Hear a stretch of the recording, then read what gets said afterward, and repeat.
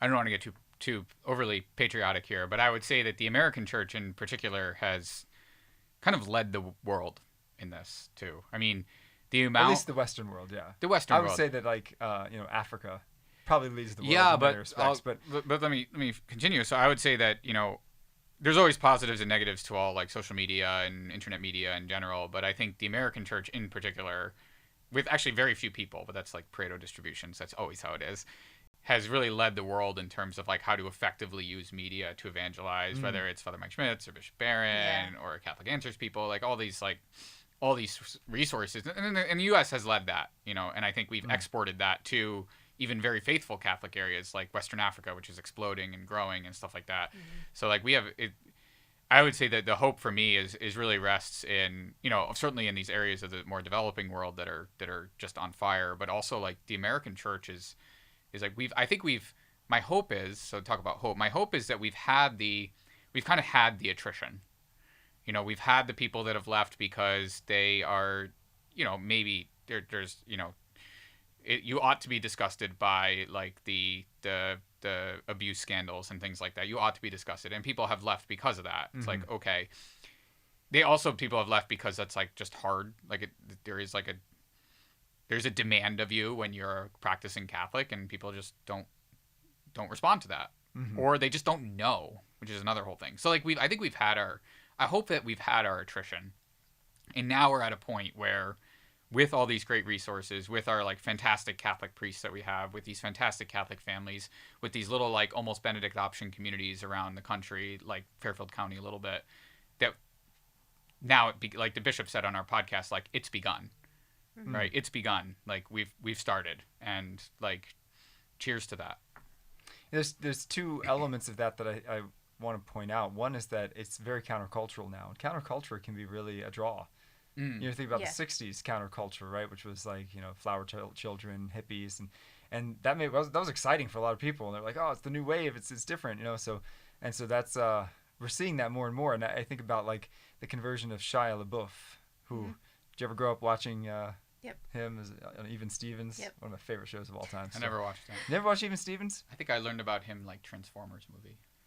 I never saw that one, but Holes. You ever seen that movie? Oh yeah, Holes. Yeah, okay, Holes, yeah. Bunch of great stuff. But his conversion was through when he was playing Padre Pio, and he was enamored with the mass that Padre Pio was saying, which was of course the traditional Latin mass, and that was so weird.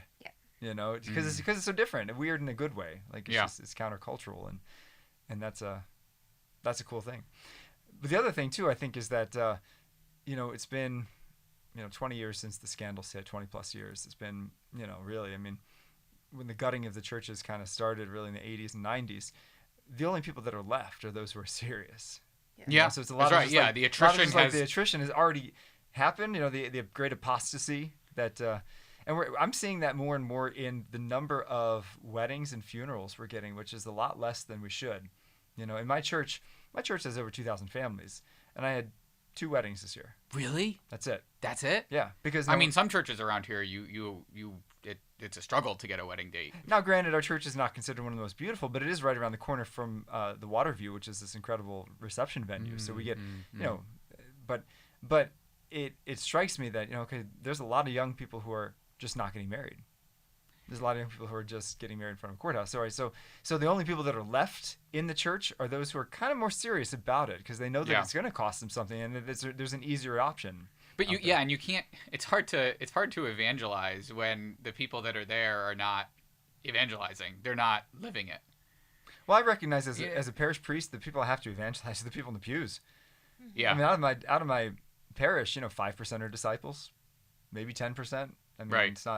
It's not a high number. Hey, they're there though.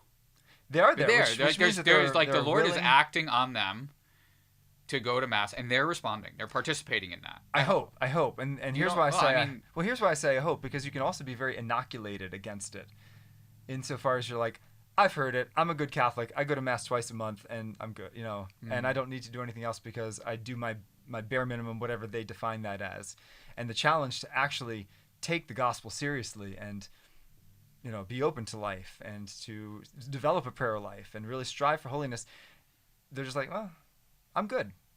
I got, I do what I need to do. And so it can actually, I think, backfire because it's easier to convert a total pagan than it is to convert a lukewarm Christian. Yeah. I believe. It could be. In my experience, yeah. Well, because lukewarm- the atheist or the pagan might be interested in. Yeah, and a Right. lukewarm Christian thinks that they have it all. They Right. think they've got It's- faith. Or knows it too, like has a misunderstanding of the faith, or not full understanding. So that can be prohibitive. I mean, it's the difference between, is faith the sprinkling on top of your life, or is it the very core of your life, right? And a lot of Christians, it's the sprinkling on top, and they're like, oh, I have great faith, right? Because Jesus is something I think about once a day. Well, I mean, good start, but that's not the fullness. The fullness is to live for Him, to glorify Him, right? So yeah, we have to be growing, right? you have to be growing and wanting to grow. Otherwise, you can be very complacent, and so a lot of Christians, I think, are in that complacency state. Yeah. So if you're listening, stir it up in your heart. Do it. But I mean, Paul's point too about all the Catholic media now. It's just, I mean,